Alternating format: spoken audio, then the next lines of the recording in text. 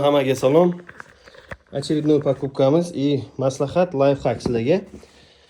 2020-yillardan beri Sportmasterdan oyoq kiyim olib, original kiyim kiyaman. Ungacha men nestoronnik bo'ldi to'shta qimmat kiyim kiyishga. Men bu narsani 10 ming rublga yoki 7 ming rublga olgandan ko'ra aytdan 2000 ga yoki 3000 ga Zendendan yoki boshqa joydan olishni ma'qul ko'rardim. New Yorkdan.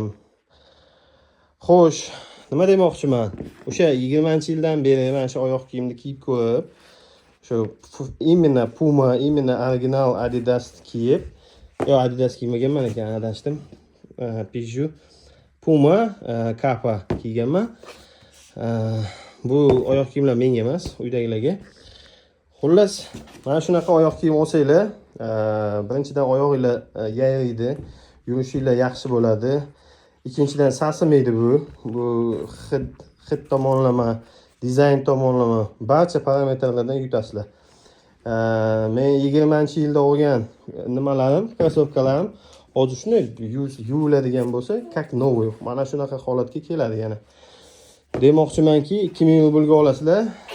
1 yildan keyin mana bu yerda yoki mana bu yerda ochilib ketadi. Yana bitta olasizlar. 4000 ga tushasizlar. Undan ko'ra bir marta original haqiqiysini olib, oyog'inglar ham yayraydi, dizayni ham chiroyli. Xullas, normal narsa kiyinglar. Lifehackga keladigan bo'lsak, men bu narsa 10 ming rubl edi, men bu 6000. 3000 bonus olish uchun avtorizatsiya qilish kerak. Avtorizatsiya qilingandan keyin 1000 so'mga qanaqadir tovar olsanglar, Sportmasterdan 3000 bonus beradi. 3000 bonus oldim. Men bu krossovkani olganim uchun 3000 bonus menga tushdi. Men buni 7000 ga oldim. Bu 10000 turadi o'zi aslida. Foydalaninglar. Rossiyadagi tanish bilishinglarga, Rossiyadan olib keltira oladigan tanish bilishinglarga jo'natib qo'yinglar videoni.